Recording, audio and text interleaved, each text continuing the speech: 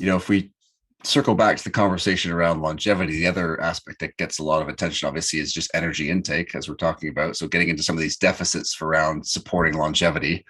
Sure. I think it was Jack Dorsey, the Twitter CEO, is only consuming a Yeah. meal a day. And when we think about our discussion about protein, all of a sudden we're consuming one Sure. meal a day. It gets pretty darn tough to hit your daily total, let alone kind of divide it through any type of timing through the day. But if we talk about energy, what's the research telling us there in terms of longevity? I mean, obviously 2/3 of the population are overweight or obese, so an energy deficit would seem to be a good idea. But is that more of an area to look to versus strictly the protein that we talked about previously?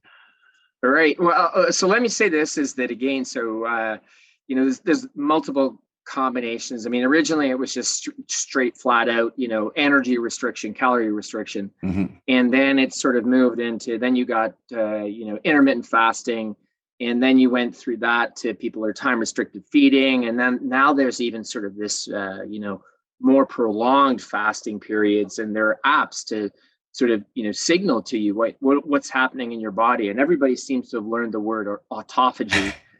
Although I'm not sure that anybody really knows what it means, but see it more on the Scrabble boards than I ever have. Yeah, it's like autophagy or autophagy, or everybody's got a pronunciation for it. So my sort of practical take on that is that animal models again, so rats, mice, everything else like that, when you calorically restrict, so forget about intermittent fasting or time restricted feeding for now, they live longer.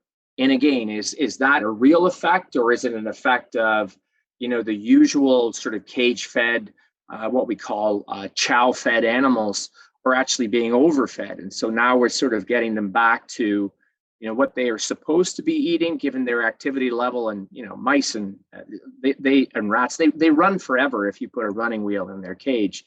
And I think the situation is maybe similar in humans, is that we, if we sort of energy restrict to the point that we keep ourselves lean, then that's the effect that you would sort of expect.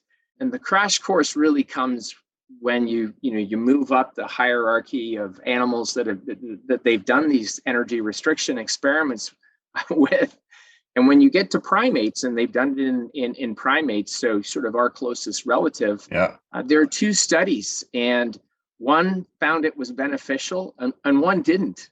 And it's interesting, they're in two different locations in the United States. And so if you were a primate or one of these monkeys in Wisconsin, you live longer. And if you're a monkey down in, I think it was near Washington, D.C., you didn't. And so the question was, is what happened? Is it really still applicable? The answer gets a little cloudier again. So while I don't disagree with, obviously maintaining a leanness, and as much as, caloric restriction of any kind is going to result in that sort of body type, hopefully, which is probably a good thing. I'm still a little bit suspicious that it's going to increase your lifespan. And one of my, it's trite, I know, and I'm probably poking fun, is I can't think of too many people that are like, I'm not interested in living to be 120 and feeling like I'm 120. Like exactly, so it's really about it's health span, right? It's not like, the hope is that you so-called compress morbidity. In other words, you're cruising until you're whatever you are, 105, and then you go to sleep and you never wake up. So there's no sickness that demarks the end of your life, or worse yet, for the last sort of 10 or 15 years of your life, you have chronic diseases that really lower your quality of life. And that's what we're really trying to avoid. So I still say, well, if you can be as physically active as you can, exercise is the forgiver of a lot of sins. So, calorically restricted mice and everything else, they're aggressive. They seem miserable. They have no interest in reproduction. Which is their normal urge.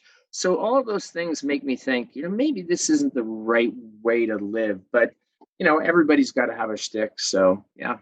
Yeah. I mean, it obviously seems like the steeper the caloric deficit, then all of a sudden we're going to be burning off muscle mass. And of course that takes a long time to put back on. And so, it's really putting the cart before the horse. And you talked about exercise. I mean, that's a common theme, movement, exercise amongst all the populations that tend to live the longest. Most of it's just baked into how they live, and they don't probably even think of it as exercise. It's just what they do on a daily basis. Absolutely. Yeah. When we look at some of the research around grip strength or leg strength or VO2 max, can you speak to some of those markers that, we can somewhat hang our hats on and say, hey, these are some pretty good targets. So can we, keep our capacities up in these areas? Sure. So grip strength, we'll talk about that one first, only because it's used so often and everybody sort of goes grip strength. So the practicality is that there's no standard strength test that, everybody around the world can do or does that's as easy and convenient as grip strength. So everybody, doctor's lots office, of people. Right? Yeah, exactly. So you've got a hand dynamometer in a doctor's office, and it is, my take is on an individual level, it might not be overly prognostic for future issues, but on a group or / population level, it's one of these, incredibly predictive, biomarkers that we have. VO2 max, the same thing. Your aerobic capacity, if you can keep that up, then again, you're looking good. My take as to why those things are so predictive of future problems is that they're physiological tests that cross multiple organ systems. So it starts in your brain, and then you have to have efficient transmission of a neural signal down nerves to talk to a muscle to make it contract. And, you think VO2 max, you got to have your heart and your lungs in working order. So, tests that do that, if there's a weak point anywhere in the chain there, then the performance goes down. And, so my sort of take is that anything that we can do to kind of keep those chains in good working order. So stay aerobically fit, be strong. Although, so grip strength is a proxy marker for strength elsewhere. Then it's going to turn out in your favor. And I mean, you can't have a good VO2 max with a failing heart. You can't have a good VO2 max with chronic lung disease, and you can't have a good VO2 max if you've got poor muscle quality, and you can't be strong unless you have good muscle mass. So they're proxy markers for all the things that exercise props up, and hopefully in the end allows you to dodge and weave through all of these potential chronic diseases that are out there. Yeah, it's an interesting time as the groups are sort of moving in different directions. We've got one group in society that are really getting into their exercise and fitness, and instruction is really good, and people are getting fitter and stronger than we've seen in maybe ever. And unfortunately, maybe quite a bigger swath that are getting, movements being engineered out of their lives, and we're taking escalators and elevators and cars, and now we got scooters that we don't have to actually push; they can just go themselves. And so for those folks, even as something as simple as squatting to a chair and back up, as you get older and we start to lose some of these things that we take for granted, that can be a big early sign, can it, of some adverse things that are about to happen. It's ridiculous that as you say, it's sort of, we've got this divergence. There are a group of people who are probably exercising and more intensely than any groups ever have in history.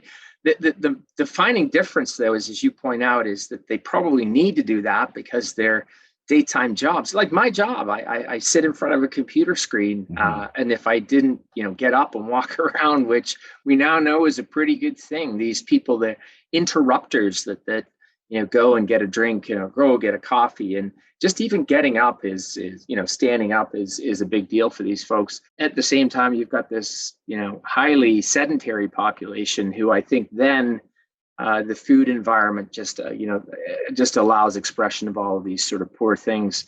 The bottom line to me with a lot of this stuff is to really try and focus on both things. I mean, I think this daily habitual physical activity and 10,000 steps or whatever you want to call it are things that it's sort of, walking it's ridiculously effective at reducing risk for all kinds of things. So, you probably don't need to do these extreme forms of exercise if you're doing, and habitually so, these 10,000 steps, or probably rewind 50 years, we were much more manual labor oriented, and so many tasks that have now been replaced by by machines. So it's the stereotype is, the farmer who lives to be, 90 something or whatever. But, if you've ever, I don't know if it's not too many, there's less and less people that have worked on a farm, and I mean, true farm work. It's a killer. It's super hard. If you ever baled hay or, husk corn or it's ridiculous. Like, at the end of the day, you're exhausted. And so doing that day in and day out, that's just somebody who, the physical labor that they did was probably what kept them alive for so long.